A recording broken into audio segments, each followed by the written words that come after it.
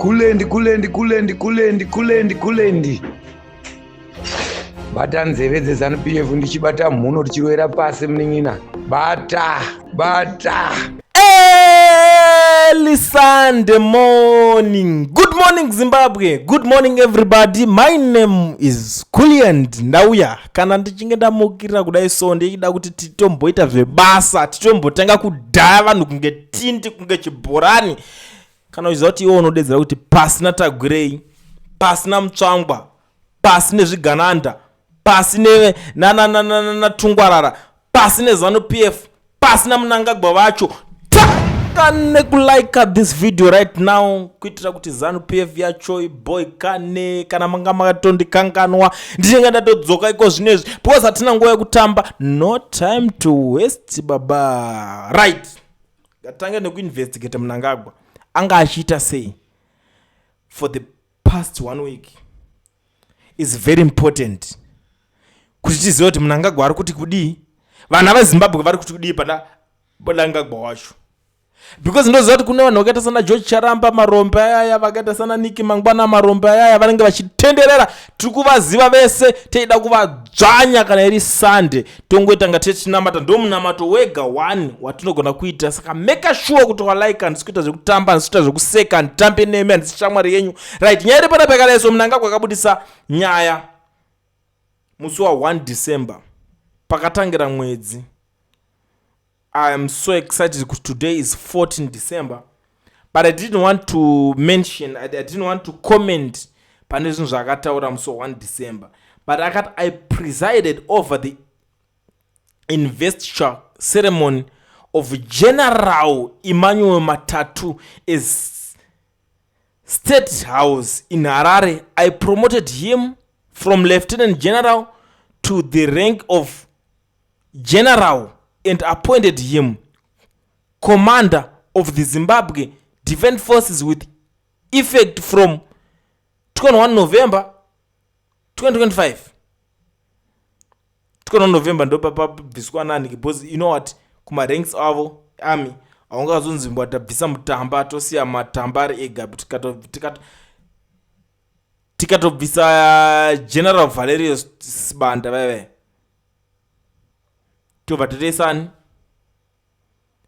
this guy iyeyu ari kutaura nezvakeyo Matatu. But Zimbabweans were not happy pama statements pa everything that happened munyika yekwedu. Without wasting much of a time, Zimbabwe tingopinda munyaya dzacho tingoona kuti maZimbabwe vari kuti kudii. Bhozi ninja ndoziva kuti Mnangagwa akagara avharira, ukangonzwa uchingoti pasina Mnangagwa unorwa mampama asina zira newe.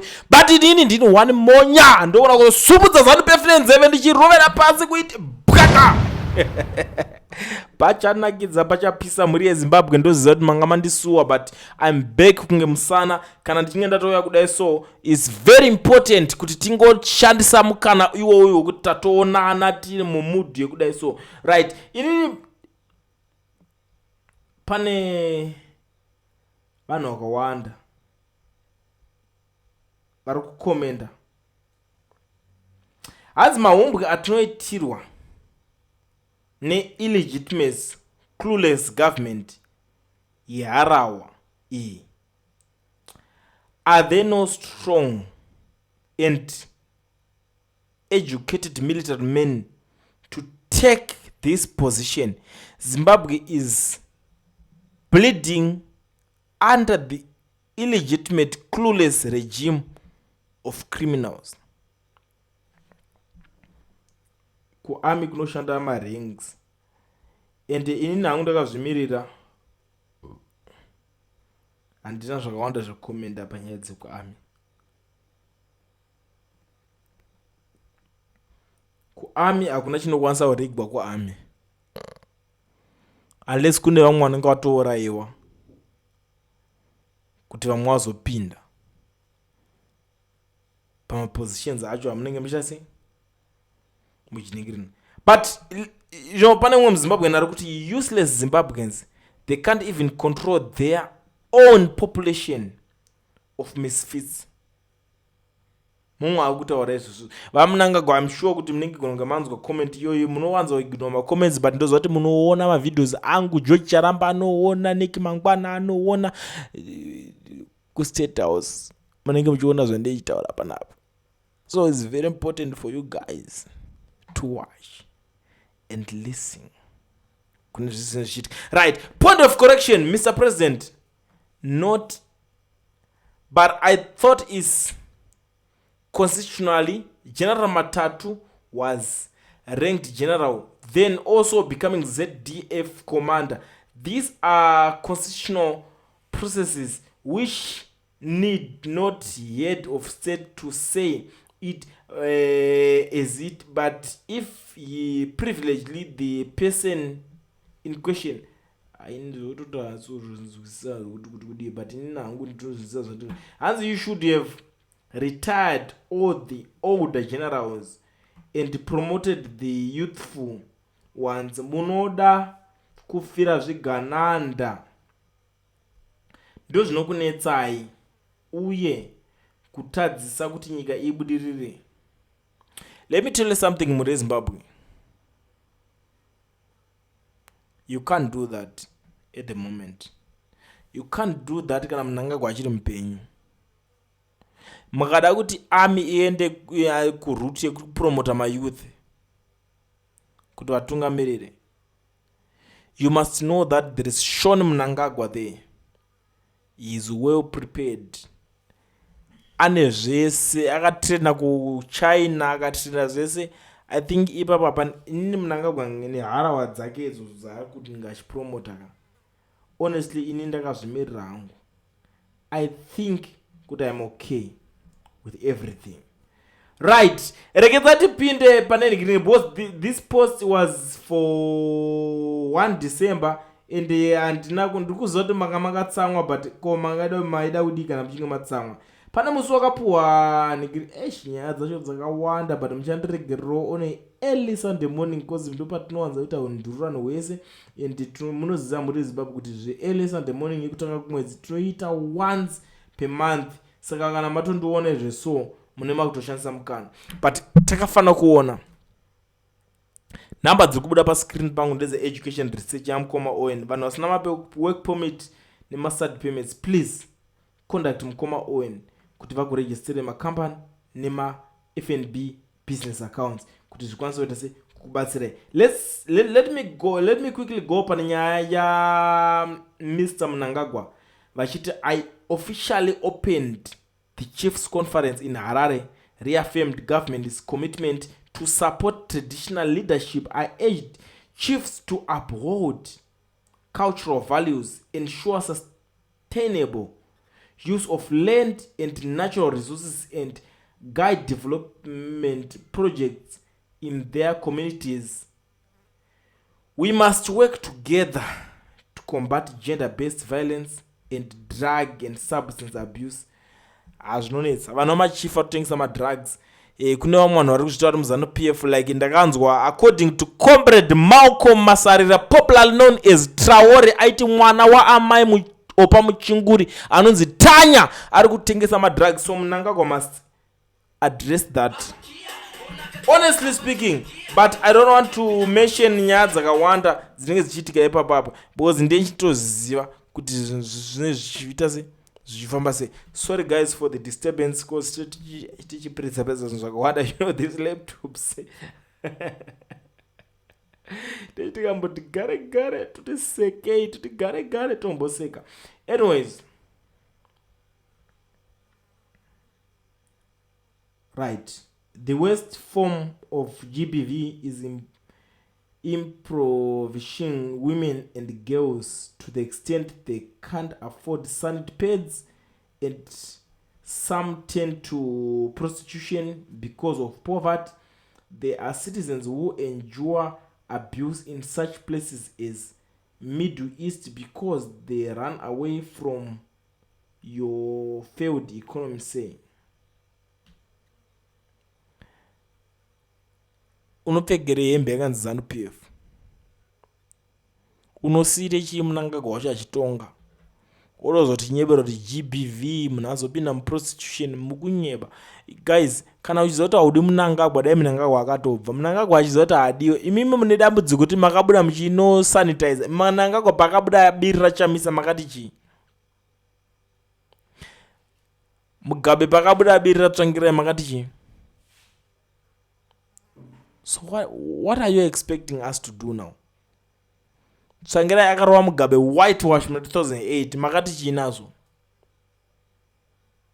Let's say mamusana wazvaro Chamisa ane gore rakarwa Mnangagwa whitewash akatonza ajikiwa makati kudii nazo? Ainazo kuti azokuzonzi mutange investigate kuti igore ripi. Gore rakarwa Mnangagwa na Chamisa munoriziva, but Mnangagwa akaita mezi dzake akariga makati kudii nazo? Mauda uswera kuti GBV what ndisingachateerere. Sorry zvenyu hama muri hama dzangu ka mukutambudzika, but kana zvimwe zvacho makuda unyebera uda unopengera kuningirira aiwa Mnangagwa agara nenharo. Mnangagwa anoningirikanwa nei? Anomiswa nani kana muchimutya kudaro? I don't tolerate that. Nyomuda toswera muchitotinzwawo zvenyu.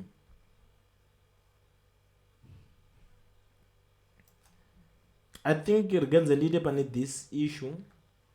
Last but not least, I received letters of credence from Ambassador Designed Dr. Maha Serang Eudin Mustafa Kafen of the Arab Republic of Egypt, Ambassador Disney, His Excellency Ibrahim A. Sheikh Ibezem Ahmed of Sudan, and Miss Katin Higeman, Ambassador Designate of the European Union. This engagement affirms Zimbabwe's commitment to strengthening diplomatic cooperation with partners across the region and beyond. That's Emerson Mnangagwa for you. Reason ndauya panapa pane comment with this comment, the best comment that I've ever seen in my entire life. Ichiti Mirai Grid Chef remekedzaiwo vakakubvisirai kusvika pamuri nhasi izvi. Zvamakuita zvekugadzira maparallel structures eparty negovernment, chenjerai kuzopedza term yenyu. Our next Republic President Gouveia is watching. It's funny, honestly. Why am I saying this is funny? Pachinza, our next President Gouveia Chiwenga is watching. Why? There is a guy. I don't think there is anyone akambo campaign General Chiwenga more than Malcolm Masarera anozikana chinzi Comrade Traore. With his 15,000 followers, and sutava nokuti for just followers tutava vanomutera every day veZANU-PF. But where he is right now, ari mujeri akasungwa, apana kana mafine ari kunge achibatwa mabills. Takatozopedza totonzwa nyaya dzake dzakutovigwa kuti vanhu vasamire vachibvunza. And you guys are telling us, oh, it's okay. Thank you. Tozotanga panganda kukanganisa nokucampaigna mates dzavo. But I think if Chiwenga is serious about anything, about change, Chiwenga must rescue those guys. Chiwenga must tell Zimbabweans, vana veZimbabwe ina handina kukamana geza, kana vane kukamana geza, he must rescue those guys vakasungwa palast demonstration yageza. Izvozvo mudarageza nhasi ndo notokudza chikafu chaadya. Nhasi mudarageza adya sausage ikachekwa tuma onion. It's like handisi kuda kutanga ndodauningirikina, but sausage icho yagoshwa nhasi yadya mudarageza. But tikuta nyaya dzaananingirikina dzana Malcolm Masarera. Mudarageza nhasi abva amwa nedrink reningirire inonzi chikwei cherry. Do you know cherry, guys? Yes. Vamwe vachiti iron bro or something ndo zvachika mudarageza nasi. I know the food yachiwana mudarageza, but tikutaura nyaya yekuti vanhu vaida kusapota maideas amudarageza vari kurara nenzara, mhuri dzavo dziri kurara nenzara, yeti mudarageza adya akaguta nasi. Saka tinosegerera zvinhu zvakadaro. Let's try to be serious kune vanhu vanotisapota, vanotimiririra. Indo nhasi ndo zvinhu ndakamukira makuseni kuti ndingozivisa vanhu kuti kana muchinge mazomuka mane zvemunozofungawo kuzoita, ngatizive kuti kune vanhu vakasungirwa nyaya yechidemonstration chageza. Geza must do something. Mudarageza ngaasanakidze nokugocherwa sausage. Mudarageza ngaazive kuti kune vanhu vaimusapota, because izvozvo akazodedzera imwe demonstration. Izvi mudarageza, you can't name anything, you can't call for any demonstration panduti anemi. Akadedza any demonstration ikakwanisa kuita vanhu kana 5 ndonomupa kana $100 $100. Munoverenga kuma rands inenge 1800 somewhere there.